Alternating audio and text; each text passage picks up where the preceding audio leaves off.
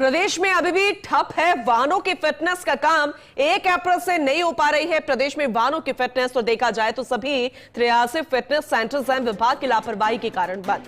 2 ATS centre भी तकनीकी कारणों से बंद पड़े हैं और इस समय देखा जाए तो वो बंद की श्रेणी में ही है। पड़ोसी राज्य यूपी और हरियाणा में बिना एटीएस वाले फिटनेस सेंटर काम कर रहे हैं, लेकिन प्रदेश के परिवहन विभाग के अधिकारियों के पास फिलहाल तो कोई प्लान नजर नहीं आ रहा और इसी कारण ट्रांसपोर्ट में काफी परेशानियों का सामना करना पड़ रहा है, काफी दिक्कतें आ रही है। अब जरा सोचिए कि फिटनेस सेंटर्स बंद है, चेकिंग नहीं हो रही है, फिटनेस टेस्ट नहीं हो रहे हैं, 83 फिटनेस सेंटर है विभाग की लापरवाही के कारण बंद पड़े हैं और 2 एटीएस सेंटर भी तकनीकी कारणों से बंद पड़े हैं। विस्तार से हम समझेंगे कि आगे क्या हो सकता है, क्या प्लान बन सकता है। हमारे डेप्यूटी एडिटर श्वेंद्र सिंह परमार हमारे साथ जुड़ चुके हैं। श्वेंद्र, जरा इसे समझाने की कोशिश कीजिएगा क्योंकि ट्रांसपोर्ट्स में काफी परेशानी तो है और वो समझ में भी आ रहा है कि जब बंद ही फिटनेस सेंटर है तो फिर फिटनेस करवाए कहां पे वाहन।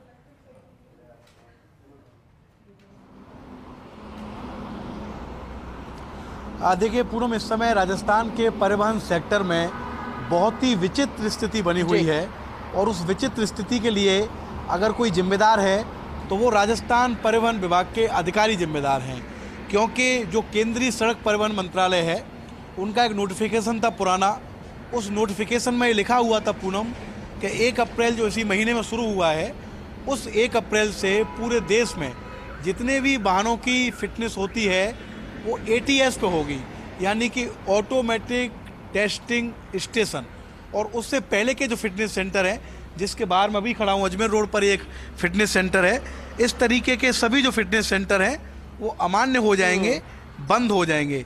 इस बात की जानकारी राजस्थान के परिवहन विभाग के अधिकारियों को थी, ट्रांसपोर्ट कमिश्नर को थी, राजस्थान के परिवहन मंत्री को थी, लेकिन परिवहन विभाग के अधिकारियों ने इस तैयारी के लिए कोई प्लान तैयार नहीं किया, क्योंकि राजस्थान में इस समय सिर्फ 2 एटीएस काम कर रहे हैं।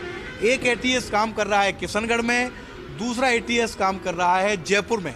अब आप देखिए कि जो प्रदेश क्षेत्रफल की दृष्टि से देश का सबसे बड़ा प्रदेश हो, लाखों गाड़ियां जहां पर रजिस्टर्ड हों, एम्बुलेंस हों, स्कूल की वैन हो, बसें हों, एक दिन में जिस प्रदेश में 2500 फिटनेस होती हो पूनम, उस प्रदेश में 2 एटीएस कैसे इतने वाहनों की फिटनेस कर सकते हैं। और कमाल की बात यह है कि वो 2 एटीएस वो भी तकनीकी कारणों से अभी बंद पड़े हुए हैं। एनआईसी की तरफ से उनके सॉफ्टवेयर में कोई काम किया जा रहा है, इसलिए वो भी बंद पड़े हुए हैं।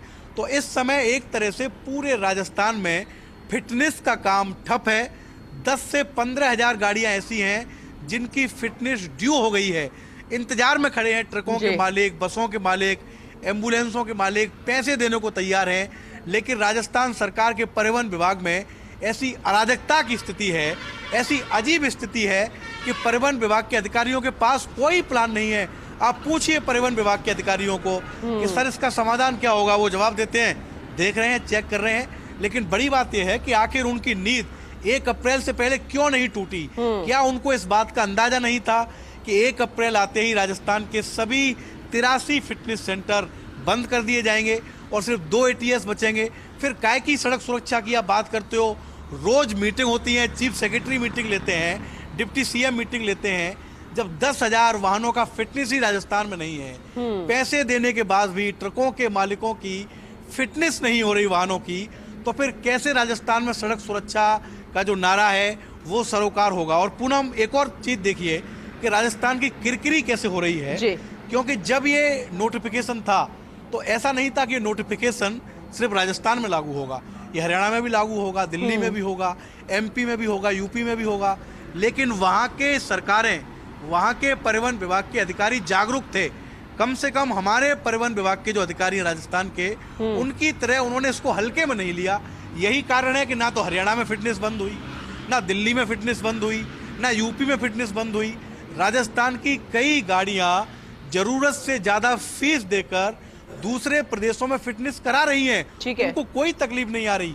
लेकिन क्योंकि राजस्थान के अधिकारियों के पास कोई प्लान नहीं है, यही कारण है कि प्रदेश में अभी तक फिटनेस शुरू नहीं हो पाई। ये जिस तरह की स्थिति है क्यों नहीं, इसके पीछे भी तो कोई कारण होगा, या फिर मंशा नहीं है, क्या ये है? और 2 एटीएस सेंटर की आप बात कर रहे हैं, वो तकनीकी कारणों से बंद, तो फिर उस पर क्यों नहीं ध्यान दिया जा रहा?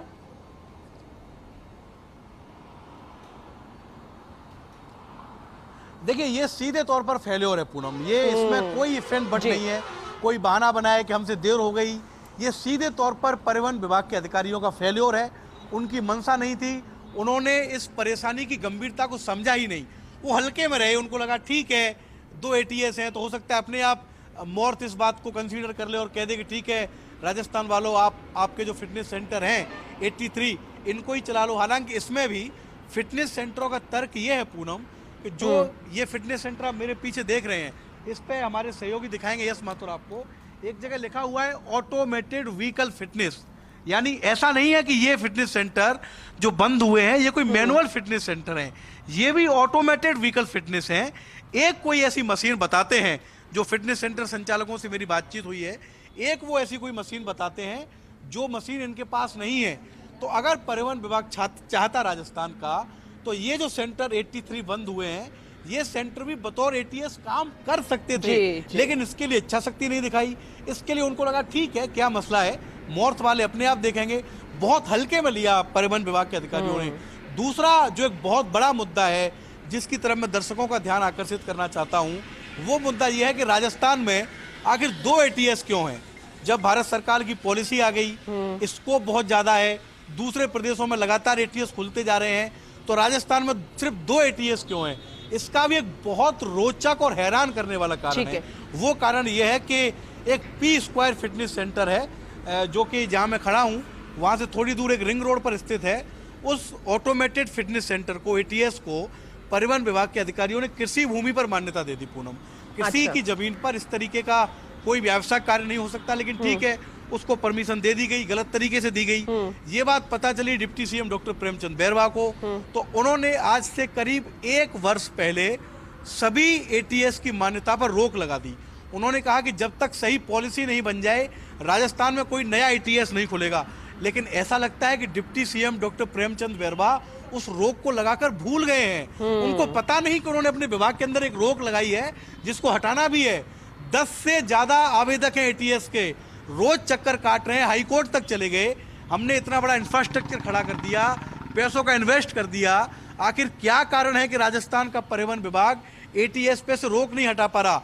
अगर सही समय पर राजस्थान की पॉलिसी बन जाती, ATS से रोक हट जाती, तो हो सकता है कि 1 दर्जन आज ATS राजस्थान में होते और जो समस्या अभी हो रही है वो समस्या नहीं होती। लेकिन इसका भी deputy CM doctor Premchand Bairwa के पास कोई जवाब नहीं है। 10 बार तो मैंने पूछ लिया उनसे, वो हर बात कहते हैं कि मुख्यमंत्री से बात कर रहे हैं, मुख्यमंत्री के सामने इस मुद्दे को लेकर जाएंगे, लेकिन कब लेकर जाएंगे? राजस्थान में 12,000 गाड़ियां ऐसी हैं जिनकी फिटनेस नहीं हुई, कई गाड़ियां ऐसी हैं जो बिना फिटनेस के चल रही हैं। कोई एक्सीडेंट हो गया, भगवान न करे, जैसा भाकरोटा में हुआ था, तो कौन जिम्मेदार होगा?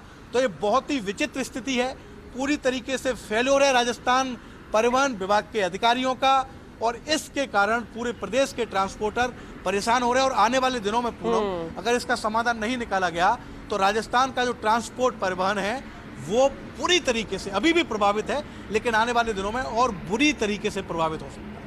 बिल्कुल सुरेंद्र, आपने सही कहा, विस्तार से जानकारी भी दी है, मुद्दे को हमने उठाया और एक बार फिर से इस मुद्दे को उठाया। हमने पहले भी चर्चा की थी सुरेंद्र, और आज एक बार फिर से जगाने की कोशिश की है उन तमाम दिग्गजों को, उन तमाम जिम्मेदार अधिकारियों को। अब देखने वाली बात होगी क्या अब कोई एक्शन लिया जाएगा या फिर अभी भी कोई ना कोई कारण बताकर इस समय को और ज्यादा लंबा कर दिया जाएगा। और ऐसे में जब तक कोई फिर से कोई ऐसी घटना ना घटे, खुदा ना खास्ता, और तब जागने की कोशिश करते नजर आएंगे आनन फानन में। लेकिन खैर, उम्मीद पे दुनिया कायम है और ऐसे में जनता चाहती है, वो सभी वाहन चालक जो है वो कोशिश कर रहे हैं, उम्मीद कर रहे हैं कि कभी ना कभी तो उनके वाहनों की तरफ भी ध्यान दिया जाएगा। खैर सुरेंद्र, बहुत शुक्रिया विस्तार से जानकारी के लिए, इस चर्चा के लिए।